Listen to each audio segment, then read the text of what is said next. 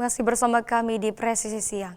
Pemirsa, untuk mengetahui pantauan arus lalu lintas siang hari ini di sejumlah daerah, berikut laporan dari Brigadir Susan, petugas NTMC Korlantas Polri. Selamat siang pemirsa, menemani aktivitas Anda siang hari ini kami informasikan kondisi lalu lintas terkini melalui CCTV dari NTMC Korlantas Polri. Dan mari untuk lokasi yang pertama saja kita pantau di flyover Simpang Grogol, Jakarta Barat. Pemirsa, kondisi lalu lintas terpantau di CCTV kami dari arah kanan, yakni dari Jalan Raya dan Mogot yang akan menuju ke Jalan Letjen S. Parman pada siang hari ini terpantau cukup ramai dan lancar. Dan kemudian kondisi lalu lintas dari tol dalam kota, yakni dari arah Pluit yang akan menuju ke arah Tomang, dari kedua arahnya terpantau cukup ramai dan lancar. Dan dari arah Letjen S. Parman yang akan menuju ke Latu Menteng pada siang hari ini juga masih terpantau relatif lancar. Kami menghimbau bagi Anda yang akan melintas kawasan ini untuk selalu menjaga jarak aman kendaraan Anda dan juga selalu menjaga laju kecepatan kendaraan Anda ketika melintas kawasan ini. Dan kita bergeser ke lokasi yang kedua pemirsa, tepatnya di Jakarta Selatan di Jembatan Layang Mampang. Kondisi lalu lintas pada siang hari ini pemirsa terpantau dari jalur flyover, yakni dari Tendean yang akan menuju ke arah Pancoran relatif lancar. Kemudian dari jalur arteri, yakni dari arah Pancoran yang akan menuju ke arah Kuningan, peningkatan volume kendaraan sudah mulai terjadi. Bagi Anda yang akan melintas kawasan ini harap berhati-hati dikarenakan kawasan ini juga cukup ramai dengan aktivitas dari perkantoran dan juga banyaknya pertemuan arus di kawasan ini yang perlu Anda antisipasi, yakni selalu berkonsentrasi dalam berkendara dan juga kurangi laju kecepatan kendaraan Anda ketika melintas kawasan ini. Dan berikutnya dari tol dalam kota, yakni dari Pancoran yang akan menuju ke arah Kuningan terpantau relatif lancar. Selalu jaga maksimal kecepatan kendaraan Anda ketika melintas kawasan ini. Dari Jakarta Selatan kita bergeser melihat di Jawa Barat, tepatnya di Tanjung Sari, Sumedang. Pemirsa, lalu lintas di kawasan ini dari arah Bandung yang akan menuju ke arah Sumedang terpantau kondusif lancar dan dari arah sebaliknya masih terpantau relatif lancar juga. Tidak terlihat adanya peningkatan volume kendaraan, namun kami himbau untuk selalu berkonsentrasi dan selalu mengikuti aturan yang berlaku di sepanjang kawasan ini. Dan dari Jawa Barat kita bergeser ke lokasi yang terakhir, tepatnya di Sumsel di Jembatan Ampera pemirsa. Kondisi lalu lintas pada siang hari ini dari Jalan Sudirman yang akan menuju ke Jembatan Ampera terpantau lancar. Kemudian dari Ampera yang akan menuju ke Jalan Merdeka juga masih kondusif lancar, didominasi oleh kendaraan pribadi. Dengan laju kecepatan kendaraan yang melintas kawasan ini berkisar 45 hingga 55 km per jam. Bagi Anda yang akan melintas kawasan ini harap untuk tidak berhenti di sepanjang Jembatan Ampera, dikarenakan akan menghambat kondisi lalu lintas. Juga antisipasi banyaknya aktivitas dari masyarakat seperti para pejalan kaki yang melintas kawasan ini untuk diperhatikan. Dan pemirsa selalu berhati-hati dalam berkendara, juga waspada terhadap cuaca yang tidak menentu, serta selalu patuhi aturan dalam berlalu lintas dan selalu menjaga keselamatan diri Anda pribadi maupun pengendara lainnya. Dan untuk informasi terkait bagaimana kondisi lalu lintas, Anda dapat menghubungi call center kami di 15669 dan SMS center kami di 9119. Demikian informasi dari Brigadir Susan. Semoga bermanfaat. Selamat siang dan salam presisi. Dan pemirsa, operasi Zebra Mahakam 2025 yang digelar Polres Penajam Pasar Utara sejak 17 November hingga 30 November 2025 resmi berakhir.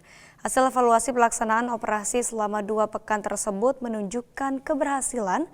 Namun Kasat Lantas Polres PPU AKP Roni Hermawan menekankan bahwa keberhasilan operasi bukan hanya diukur dari jumlah penindakan, tetapi dari meningkatnya kesadaran masyarakat.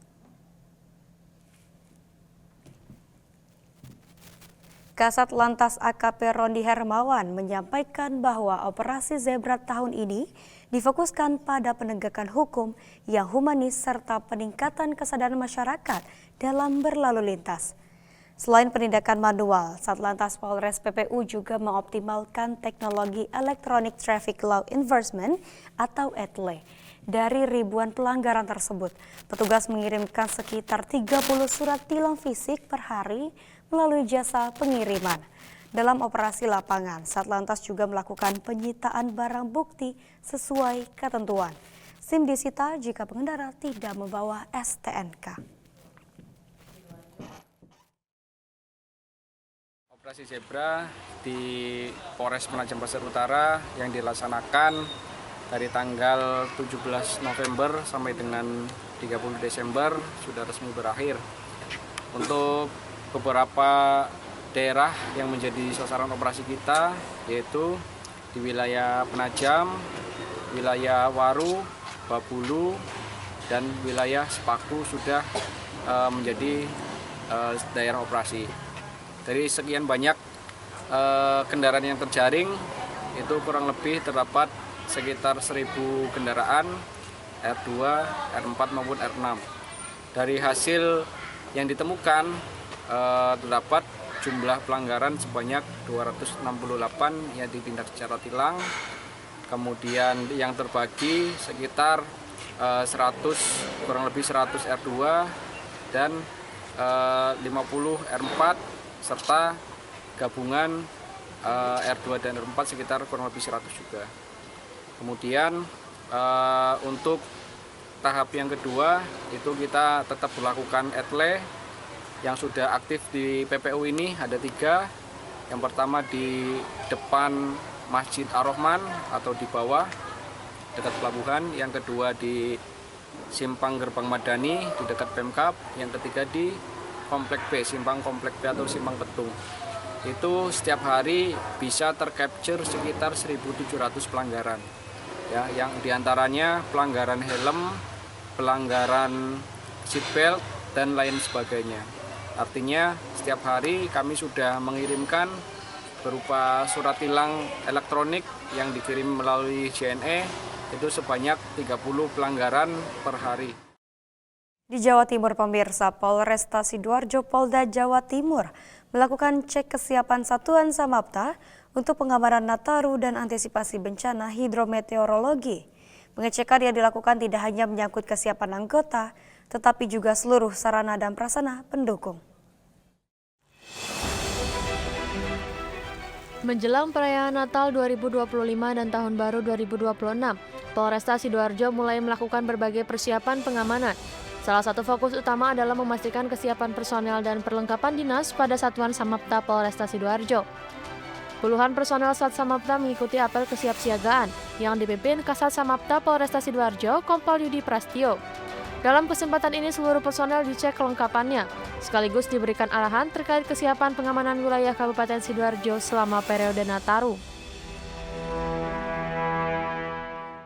Jadi pada pagi hari ini kami dari Sat Samapta Polresta Sidoarjo melaksanakan kegiatan pengecekan, utamanya pengecekan terhadap sarana prasarana operasional di Sat Samapta Polresta Sidoarjo.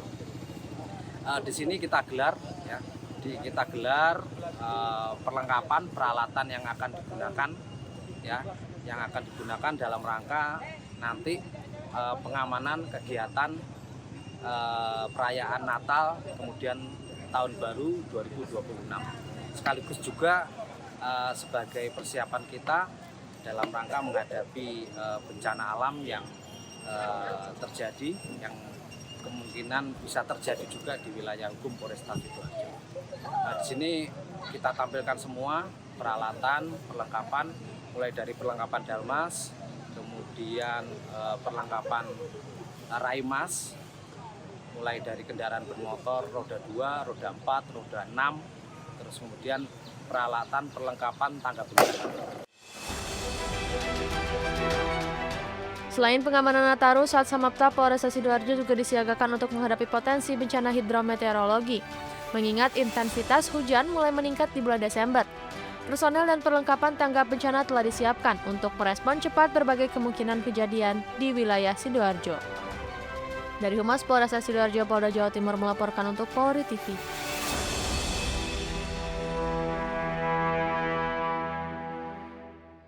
Dan pemirsa, Polda Banten menggelar rapat koordinasi lintas sektoral untuk kesiapan operasi Lilin Maung 2025 dalam rangka pengamanan Natal dan Tahun Baru 2026. Rapat berlangsung di Aula Gawe Kuta Baluwarti pada 4 Desember 2025. Kepolisian Daerah Banten menggelar kegiatan rapat koordinasi lintas sektoral bersama Forkopimda dan instansi terkait untuk kesiapan operasi Lilin Maung 2025 dalam rangka pengamanan Natal 2025 dan Tahun Baru 2026 di wilayah hukum Polda Banten yang bertempat di Aula Gawe Kuta Baluarti pada Kamis 4 Desember 2025.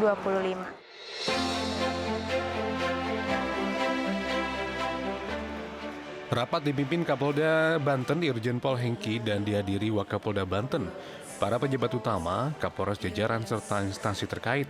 Dalam sambutannya, Kapolda Banten menyatakan bahwa perayaan Natal dan Tahun Baru selalu diikuti peningkatan mobilitas masyarakat sehingga berpotensi menimbulkan kemacetan, keramaian, hingga kerawanan keamanan di berbagai lokasi, termasuk gereja dan titik wisata.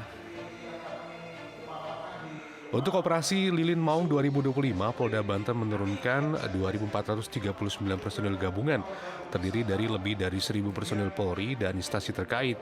Personil akan disebar di 43 pos pengamanan, 8 pos pelayanan, dan 1 pos terpadu. Kapolda Banten menegaskan pentingnya sinergi lintas sektor agar seluruh rangkaian kegiatan Nataru berjalan aman dan lancar, serta penempatan petugas untuk mengantisipasi lonjakan mobilitas. Di akhir kegiatan, Kapolda Banten menyampaikan apresiasi kepada seluruh instansi yang terlibat dan berharap kerjasama ini dapat mewujudkan perayaan Natal dan Tahun Baru 2026 yang aman di wilayah Provinsi Banten.